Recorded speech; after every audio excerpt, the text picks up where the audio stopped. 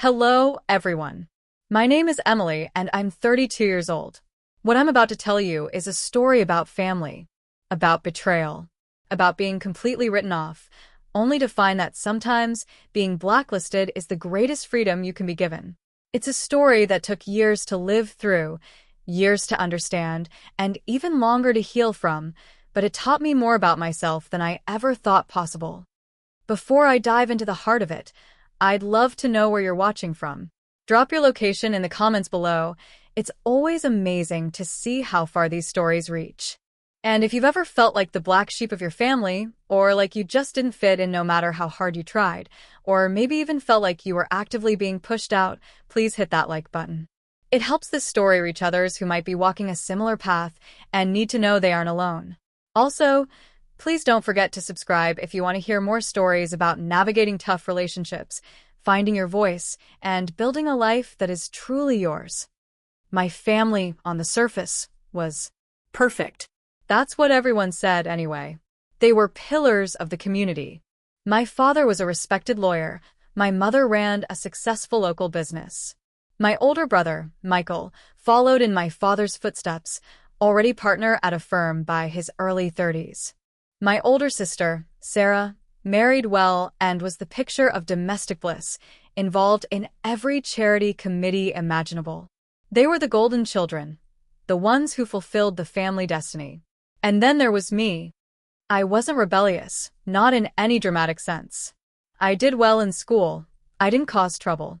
But I was different. I loved art. I loved writing. I dreamed of traveling and seeing the world, of creating things that mattered to me, not just inheriting a legacy or fitting into a predefined mold. From a young age, I felt this quiet pressure to conform, a sense that my interests were viewed as hobbies, something cute I would eventually grow out of.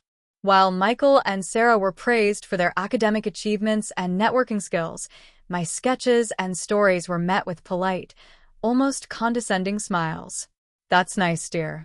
But have you thought about what you'll really do?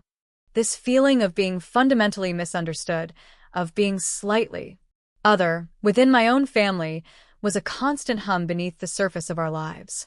It wasn't outright cruelty at first, more a subtle, persistent invalidation. My ideas were impractical, my dreams naive. Their version of success was a narrow road, and I seemed determined to wander off the path. Things started to escalate in my early 20s. I decided not to go to the prestigious, expensive university my family had attended for generations. Instead, I chose a smaller college with a strong creative writing program, even though it meant taking out more loans than my siblings had needed. This felt like the first real crack in the perfect facade. My father sat me down, his face tight with disapproval. "Emily," he said, his voice low but firm, "we've always supported your interests. But this is a poor investment. A writing degree? What kind of future does that guarantee?" My mother chimed in, her tone dripping with disappointment. "Your siblings are setting themselves up so well. Sarah will be a wonderful wife and mother, just like I was meant to be. Michael is already making connections that will serve him his entire career. We just want you to have that kind of security, that kind of respect." I tried to explain my passion, my belief that I could make a living doing something I loved. But my words seemed to bounce off them, unheard. They saw a risky, frivolous choice, not a genuine aspiration. The conversation ended with me feeling deflated and determined. I went to that college, I studied hard, and I graduated with honors. But the unspoken message lingered. I had chosen a lesser path. After graduation, the pressure intensified. Michael was already married and talking about starting a family. Sarah was planning her elaborate wedding. Their lives were unfolding exactly as expected, celebrated at every family gathering. My life, meanwhile, felt like a series of uncertain steps.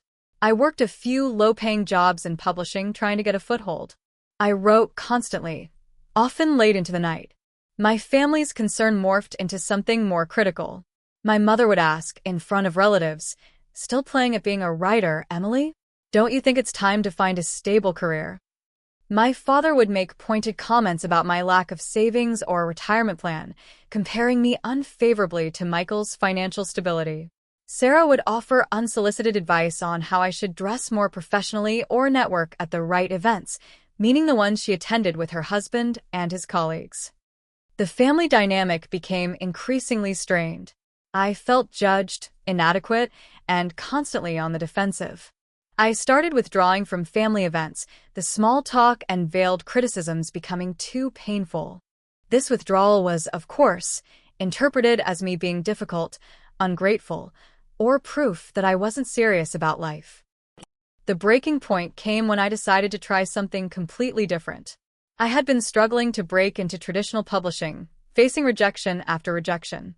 I saw an opportunity online, a platform for independent creators.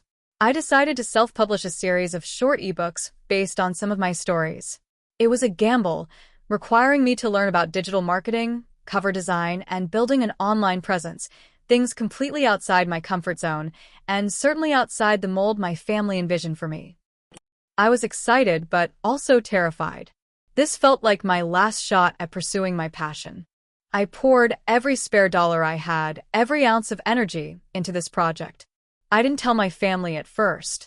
I knew their reaction wouldn't be supportive. When the first ebook was released, I was thrilled. Sales were slow initially, just a trickle, but I was connecting with readers directly. I got my first positive reviews, messages from strangers who enjoyed my work. It was a small start, but it felt like real validation, the kind my family had never offered. Buoyed by this, I decided to share the news. I called my mother, hoping, perhaps foolishly, for a glimmer of pride. "Mother," I said, trying to keep my voice steady, "I have some news. I've published my first ebook." There was a pause. Then, her voice, cold and dismissive. "An ebook, Emily? Is that even real publishing? Are you making any money?" I explained the process, the platform, the potential.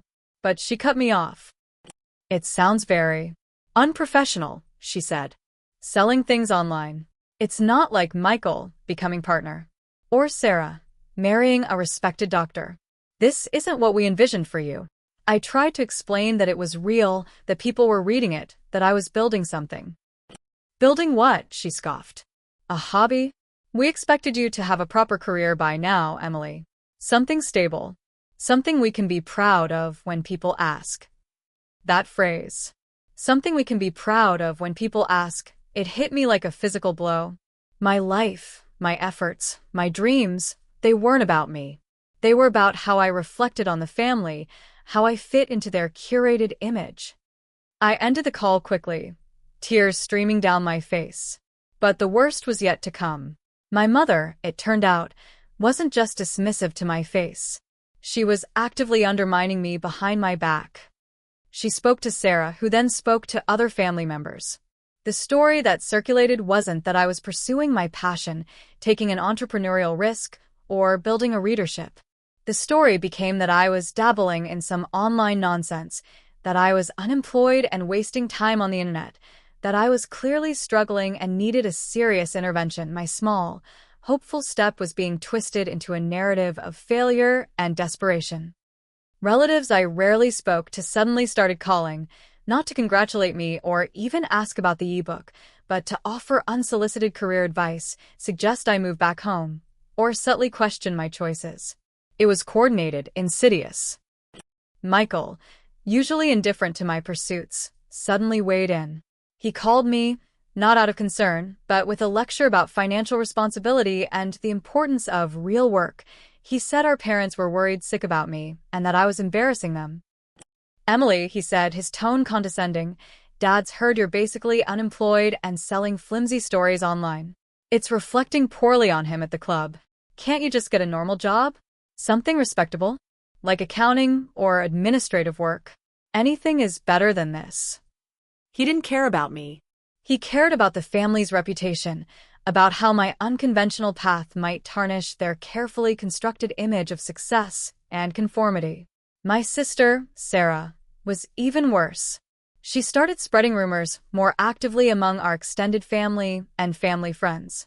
She painted me as unstable, irresponsible, and adrift. She would talk about my phase, implying I was going through some kind of prolonged breakdown instead of building a business. It's such a shame about Emily. I overheard her telling an aunt at a distant cousin's wedding. She didn't know I was within earshot. She just can't seem to get it together. Poor mother and father.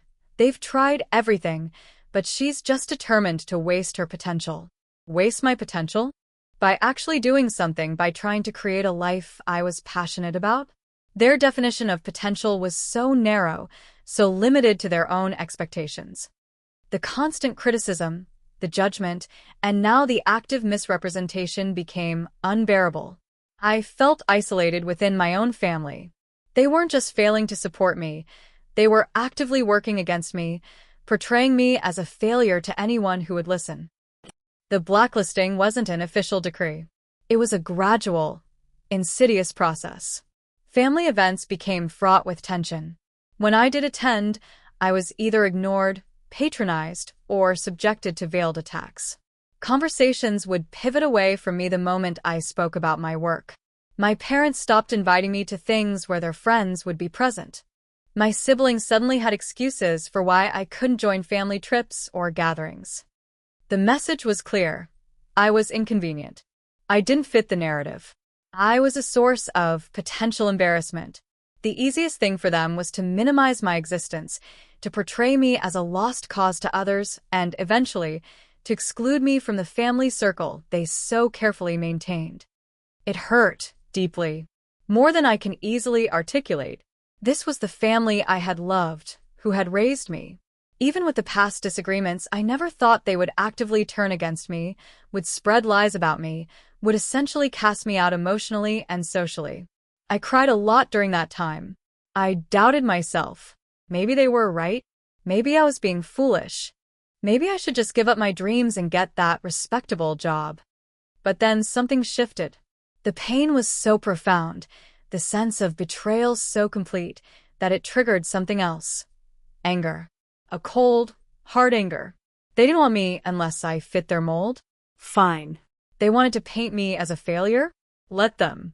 Their opinion no longer held any weight.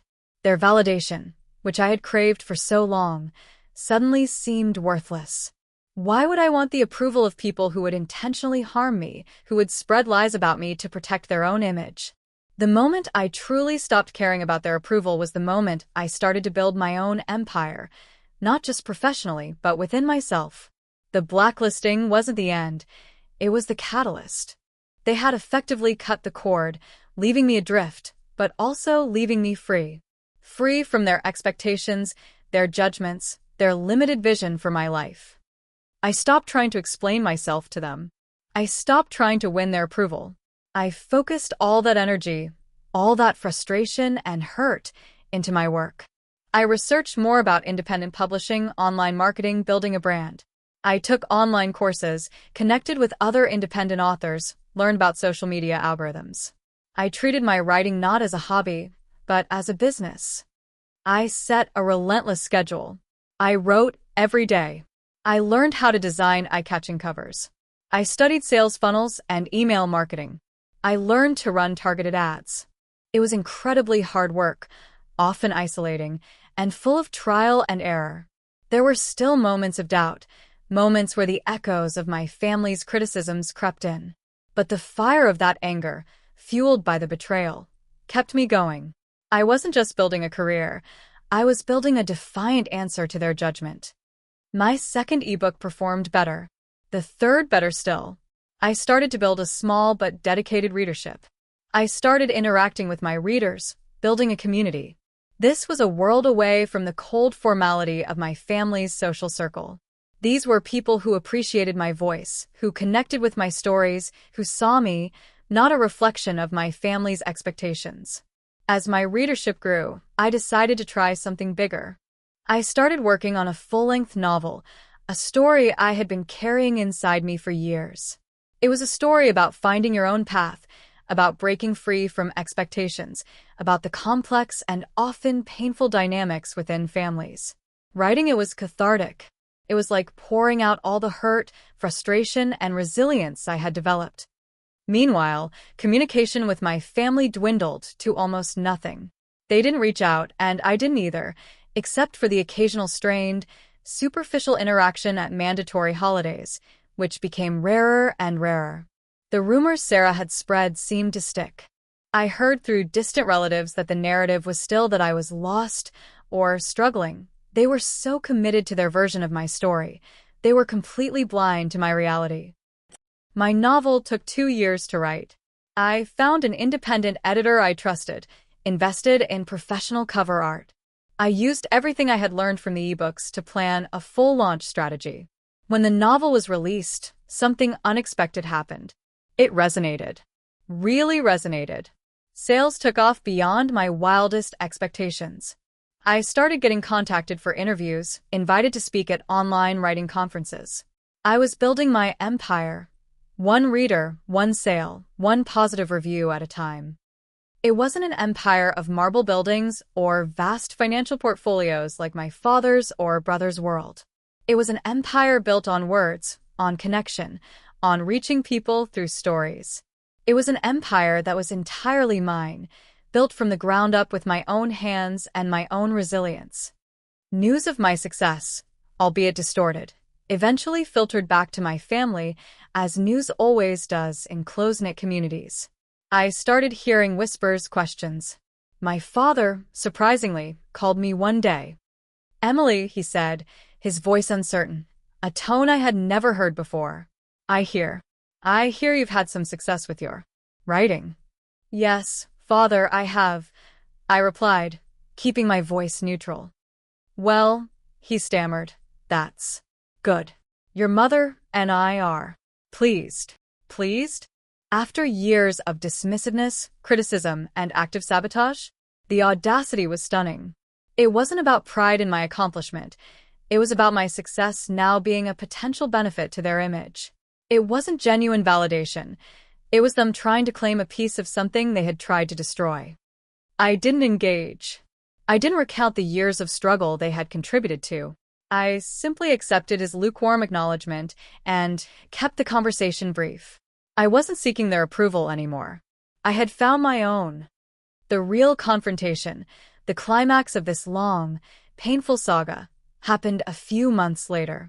There was a large family gathering, a distant relative's milestone anniversary, something unavoidable for everyone. I decided to go. Not because I wanted to reconnect with my family, but because I needed to stand in that space, in front of all the people they had spread their narrative to, as the person I had become. Walking into that room felt like walking onto a stage. I could feel eyes on me. Some curious, some appraising, some still holding the old judgment I knew my family had fostered. My parents offered stiff greetings. Michael and Sarah approached me, their usual condescension replaced with a forced politeness, an awkward attempt to bridge the gap now that I was successful. "Emily," Sarah said, a brittle smile on her face. "It's so good to see you. We've heard you're doing wonderfully well with your books." "Yes, Sarah, I am," I replied calmly. Michael stepped in, trying to sound like the supportive older brother he had never been. "We're all very impressed, Really? You always were the creative 1 inch." The irony of that statement, after years of being told my creativity was a waste of time, was not lost on me. It was almost comical in a dark way. They were trying to rewrite history, to conveniently forget their active dismissal and undermining. Then, my mother joined them, beaming with a performance of maternal pride that made my stomach churn. "Emily's books are just flying off the shelves," she announced to a relative nearby, as if she had been my biggest champion all along. "We always knew she had it in her." And that was it. The casual lie, the rewriting of the past, the attempt to erase years of pain and struggle they had inflicted, all for the sake of appearances. Something inside me snapped. "Mother," I said, my voice clear and steady, cutting through her performance. "That's not true, is it?" Her smile faltered. "What isn't true, dear?" "That you always knew," I continued, looking directly at her, then at my father, Michael, and Sarah. The small crowd around us fell silent, sensing the shift. "For years, you told me my writing wasn't real work. You told me it was unprofessional. You worried about how it looked to your friends. You compared me unfavorably to Michael and Sarah. You didn't support me. My mother's face flushed. Emily, don't make a scene. A scene? I repeated, my voice gaining strength but still controlled. This wasn't about yelling. It was about speaking the truth they had buried. Is it a scene to point out the truth? You didn't just lack support. You actively undermined me. Sarah, you spread rumors that I was lost and struggling, that I was wasting my potential. Michael, you told me I was embarrassing father. You all made it clear that I wasn't succeeding on your terms, so my efforts were worthless to you. My father stepped forward, attempting to regain control. That is quite enough, Emily. This is not the time or place. When is the time or place? I challenged him gently. When have you ever wanted to hear the truth? For years, I craved your validation. I tried to fit in, to make you proud. But nothing I did was ever enough, because it wasn't what you wanted. When I finally started building something for myself, something that mattered to me, you didn't just ignore it. You tried to tear it down. You essentially blacklisted me from the family because I didn't follow your script. Sarah gasped dramatically. How can you say that? We just wanted what was best for you. No, I said, shaking my head slowly. You wanted what was best for the family image. You wanted me to fit into your comfortable, predictable world, regardless of my own happiness or aspirations. When I didn't, you cast me out. You made me feel like a pariah. I looked around at the faces watching us.